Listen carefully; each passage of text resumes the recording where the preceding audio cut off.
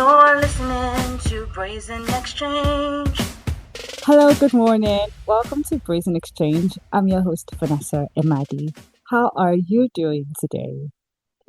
This past few days, I have had time to think about our labor laws, and I asked myself, are these laws comprehensive? Do we have laws that protect digital workers? Are there laws that ensure that we get benefits? Are there laws that ensure that policies are safe in order for us to do our work?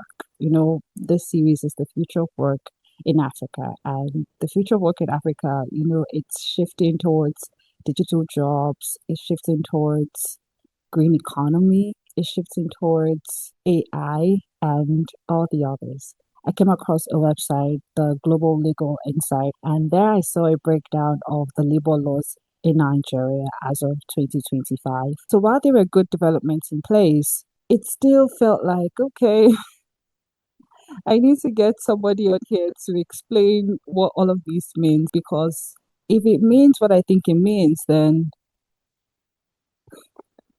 we do have a long way to go. I definitely had to get somebody who understood all of this and who would be able to break it down for us, bring it to our level so we know where we stand and what needs to be done to make it better. Anyways, meet my lawyer.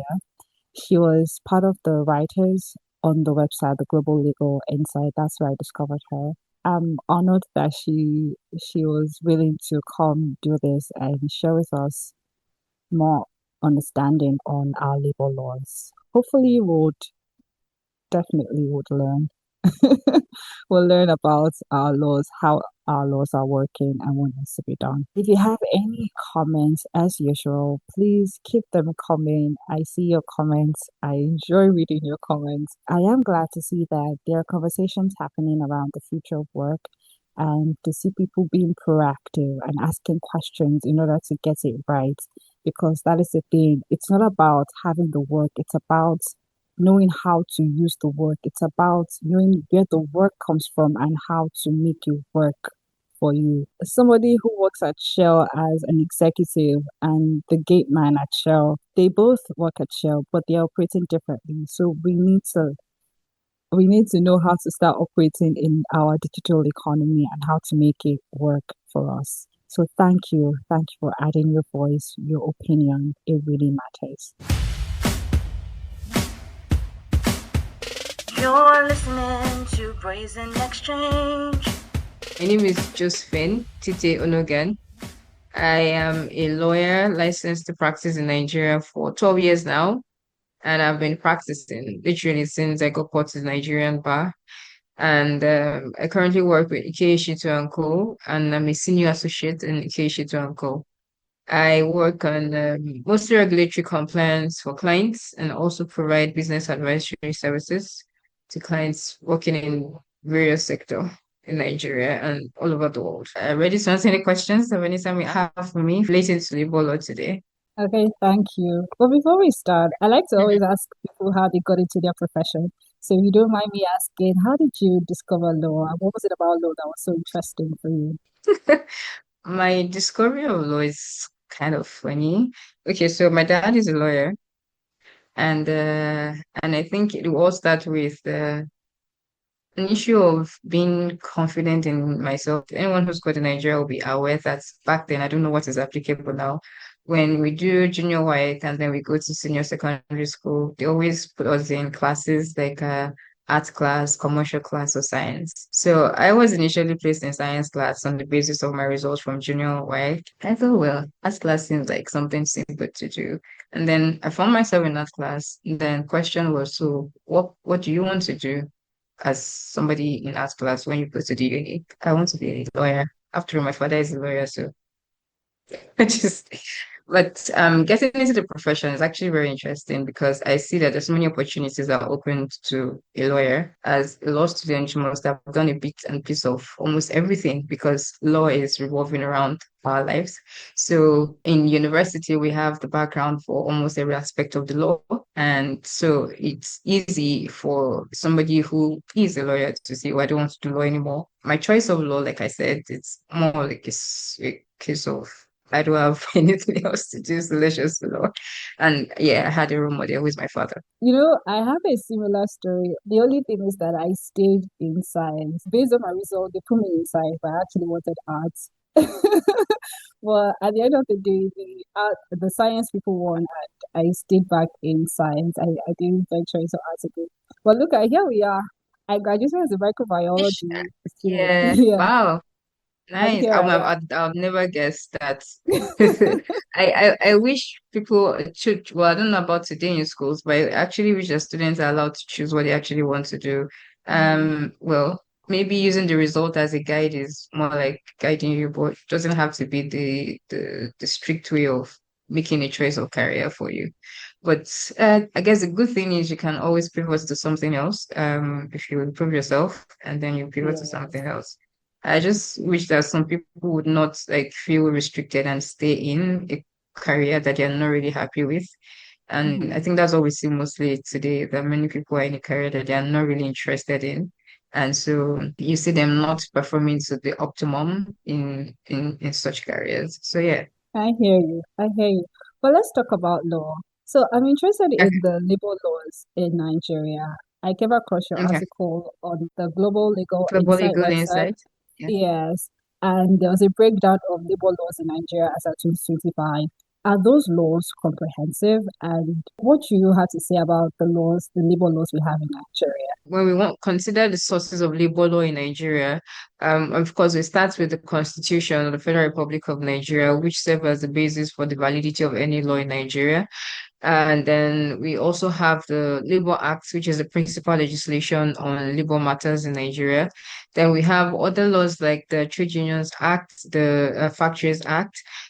We have other non-specific labor laws, but which we will also need to consider when we want to make any advice on provide any advice on labor related matters, like the Nigerian Data Protection Act, which talks generally about data privacy. And when we're talking about data privacy, we also need to consider data privacy of employees. So we need to consider that document as well. There are other sources of law that may not be law in terms of statutes, but case laws as well. So we have the National Industrial Court that has exclusive original jurisdiction on labor matters. So when we want to consider the interpretation of laws in Nigeria and application of international best practice, which is something that the NIC does.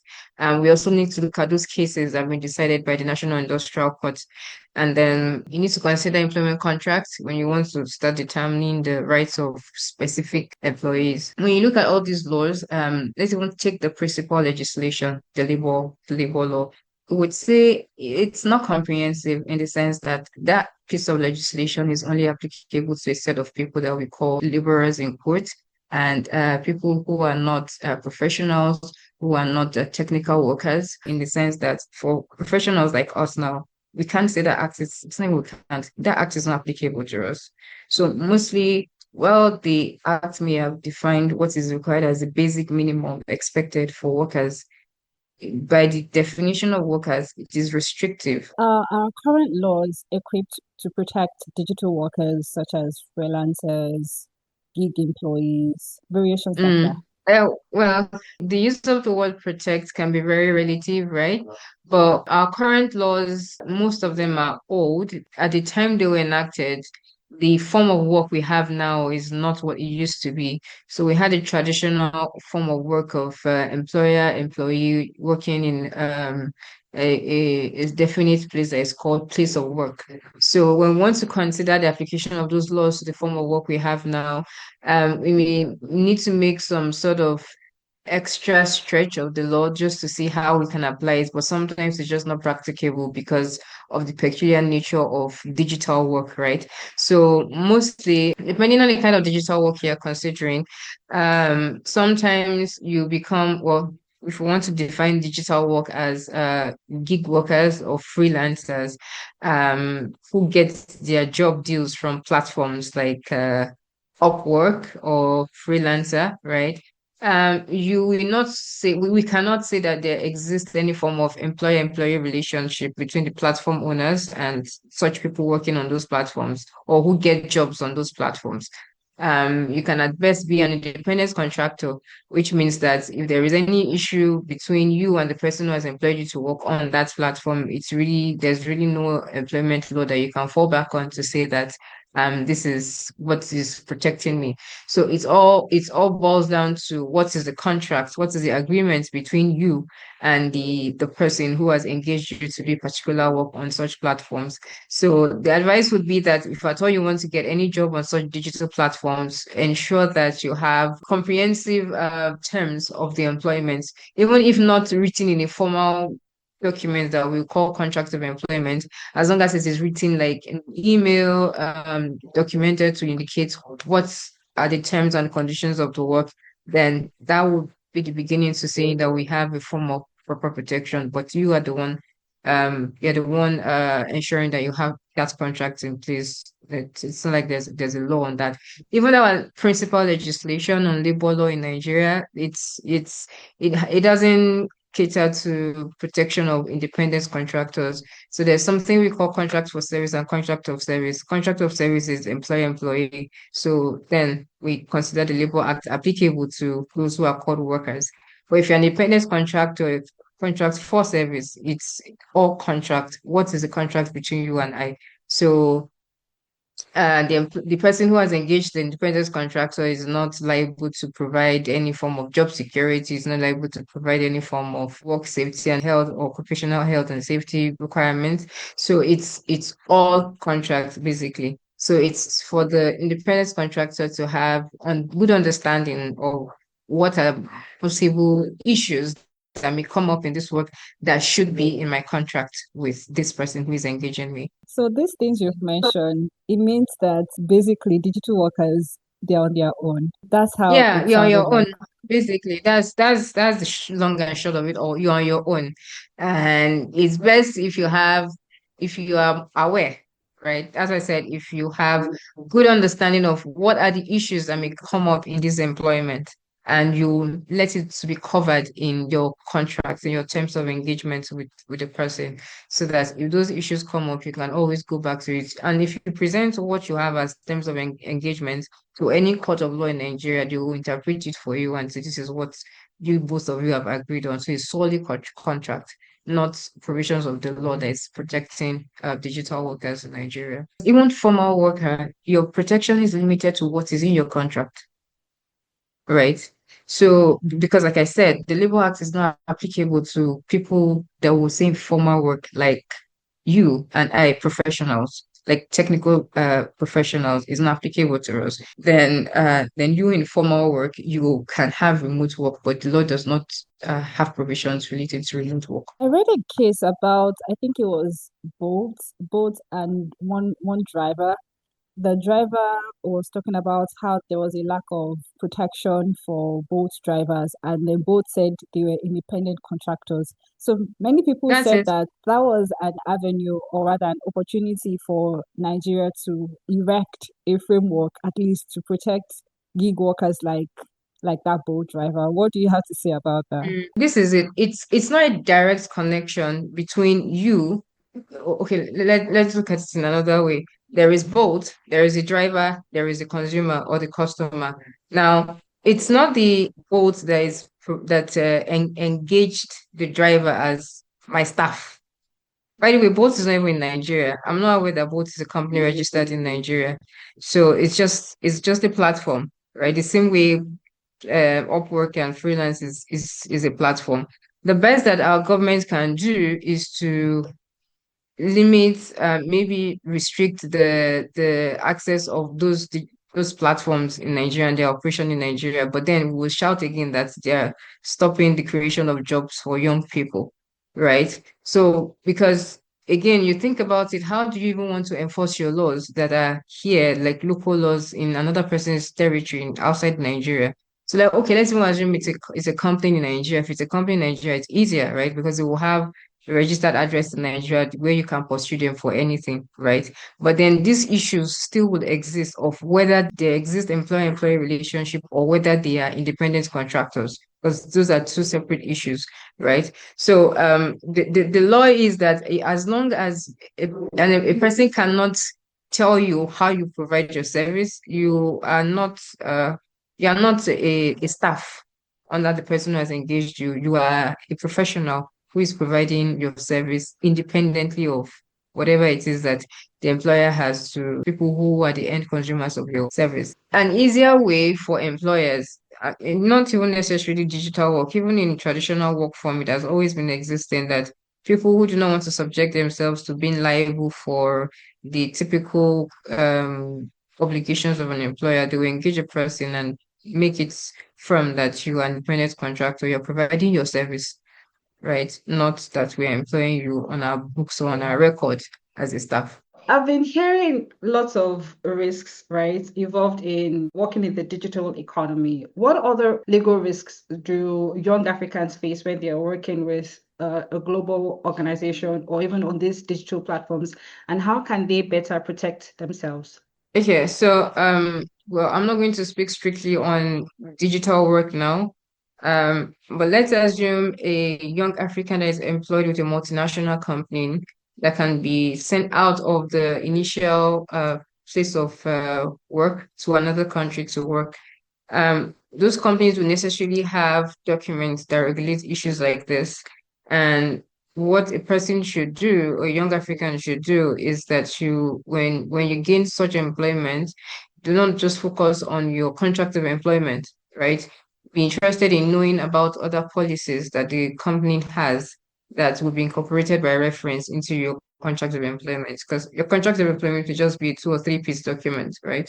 Stating the basics. But such companies will have more wider framework of policies that are applicable. So you need to look at all those ones as well so that you know what is expected of your employer to you when you are seconded out of your base to work, right? You should also consider what will then be your obligation, or not necessarily obligation, but what is expected of you as an employee working in another jurisdiction, right, to the company. And in that instance, there may be need for you to report in the local office, right, of the company that you're working with, or not. You may be fully a remote worker who is still reporting to your head office outside Africa or wherever it was that you were initially employed. But everything should be documented and regulated so that now as by internal policies so that you know what's expected of you and nobody will spring up surprises on you that you didn't comply with this and this policy of the company and then on that basis say that they want to terminate your employment. I've actually been in spaces where people discuss working for global organizations and the things that they are being told to do in order for them, they are seeking employment and they'll do anything, especially when it's a global organization. That's it. The Yeah. money's Yeah. better. Yeah. So Mm-hmm. some were told to use VPN just so that it doesn't show that Mm-hmm. they are working from Nigeria. And in that way, they are bypassing some laws that country that country requires. But because it's cheap labor using somebody in a local country like in Africa, Yeah. so those Yeah. organizations tell them, in order for you to be employed, this is what you have to do. There's a huge pay disparity between the people. They are doing the same work, Them and the but person working abroad. Yeah. between them and the person working abroad. So Mm-hmm. how do they now say, okay, I want to advocate for myself. I want to speak up for myself. Like, I know I need this job, but this this is not In that fair. instance, it's solely contracts. No, like I said Okay. initially, the Labor Act does not apply to formal work. It does not apply to professionals or it does not apply to administrators. It applies solely to what we call liberal work. So, like bricklayers or things like that, people on this on short not short time, but like liberal in the Nigerian sense of the word, using the word liberal. Those are the people the Labor Act is applicable to. So anything that happens to you, whatever you've agreed to with that international organization just so that you can get the employment. It's all contracts. So if you agree to it, you'll have to take it. Now, it's for us then to look forward to addressing these kind of issues on the global stage. Maybe the ILO, International Labour Organization, would address that issue. And then we can then start looking at the ratification of such treaty or convention that may be that may be issued by the ILO by countries like Nigeria, and then we can say that any worker who is employed by such foreign companies can then say that they have their rights protected, because if you are working for a company in another country, it is the law in where you are working that is applicable, not their own law. So if we don't even have robust labor laws here in Nigeria, there is not so much of protection that you're getting. And like I said, labor act is not applicable to such work, so it is still contract. Why do you think our law is that way? Why are there no provisions for even the formal workers? Why is the law that way? And why hasn't anything been done to rectify that kind of gap? Laborers, they really, most of them are, for lack of a better word, illiterate. So they can't even bargain for themselves, right? So they just made the law to provide. I would say that even though it is said to be applicable for non-professionals, sometimes people in the professional sector will pick one or two provisions in the act. In terms of whether there will be a reform to improve the law anytime soon, I think so. There is a current bill that is before the National Assembly. I read about the National Digital Economy and E-Governance Bill. The senators are currently pushing that, and that bill seeks Yeah. to provide legal frameworks for the digital economy for digital workers. They are also seeking to provide resources and other things just to boost our digital growth. There's the informal work bill that I read about, Yeah. and the thing you said about them. So I think the plan was to, or the plan that I read is that they would hire like a private outfit to register informal workers, like digital workers, register them so that there can be a form of framework, protection, something for them. Like these people, you and I, for example, if we are digital workers, we just go there and register our names or register ourselves as digital workers so that we can get protection and other benefits from that. But then there were concerns raised by other senators that this could lead to abuse or something like something else could go wrong, and also handing government functions to private entities that could cause Nah, problems. Yeah. I don't see that working. I don't see that working. Again, it's still the problem of is it the responsibility of the employer to ensure that all these minimum requirements for work condition is available in your home? So, what reforms do you think would help with ensuring a fair working condition for digital workers in Nigeria? We need, first of all, to have a reform on our principal legislation, the Labor Act, so that it's not only providing the basic terms of employment for workers, right? Um, some provisions in the Labor Act are applicable to any form of work, right? But for some reason or the other, the legislators have decided that it should only apply to laborers. The professionals should go and negotiate their thing out with whoever it is you're working with. So if we have that Labor Act amended, then we can start from there to say that, okay, there is an improvement in our labor legislation to ensure that everybody is included. But then again, we may not have that happening.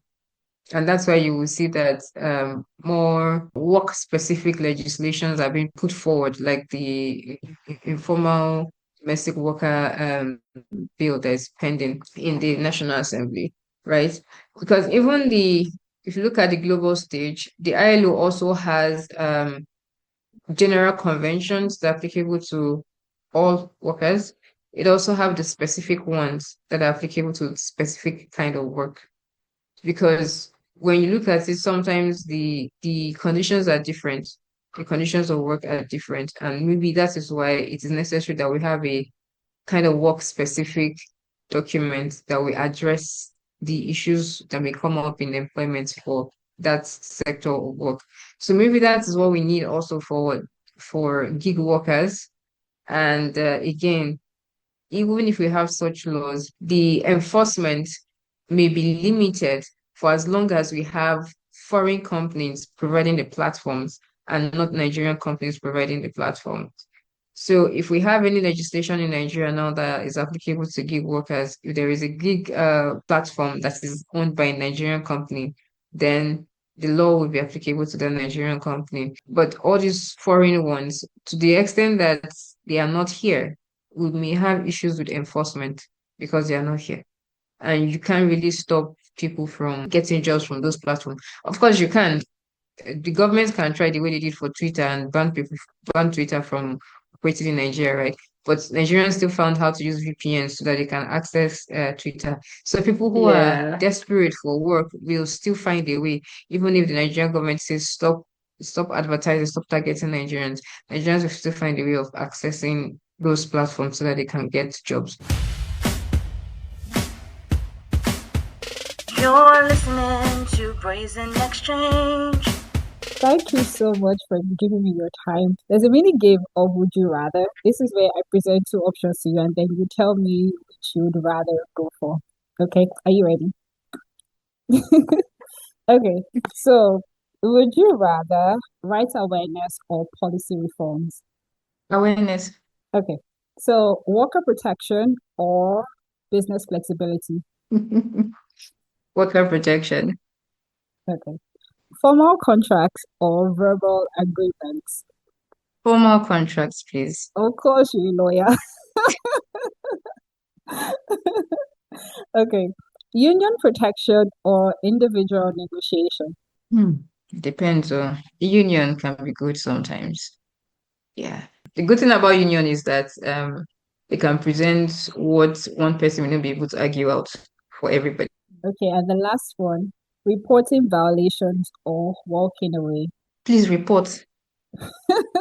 Reporting, because if you don't report, whatever's happened to you may happen to someone else. Actually, there's a case like that. Staff as well, harassing other staff, and maybe all of them have gotten tired of him, and all of them reported, and there had to be an investigation. So if you don't report, it could go beyond mere harassment. Yeah, yeah, yeah. Always report. You heard from the lawyer. Always Always report. report, don't be scared. There are actually procedures or expectations of an employer where there's a complaint against another staff, there must be investigation. So it's unless if the employer has not done the investigation, then you can start saying that you were unfairly dismissed or something. Thank you. It's really a delight having you. Before you go, Thank do you you. have, thank you. Do you have any legal tips for young Africans who are working digitally? What are their rights? What rights should they know? Please always ensure that you are aware of the existing handbook, or it could be wider than just a basic one document handbook. There will be several policies. Look at that document that states how much your salary is. Ask if there are other employee documents that you need to look at. Um, Policies on remote work, policies on secondment, policies on anything. Now, you also, as a young African, you can be an employer because definitely if you create an app or you do something that enables you to employ somebody else, you can also become an employer and then you should know what is expected of you. Well, reforms are coming. We expect framework for work in Africa. This series was funded by Africa No Filter. The stories and conclusions shared within are those of the host and guest and do not necessarily reflect the positions or policies of Africa No Filter. Till next time on Brazen Exchange, I'm your host, Vanessa Imadi. Goodbye.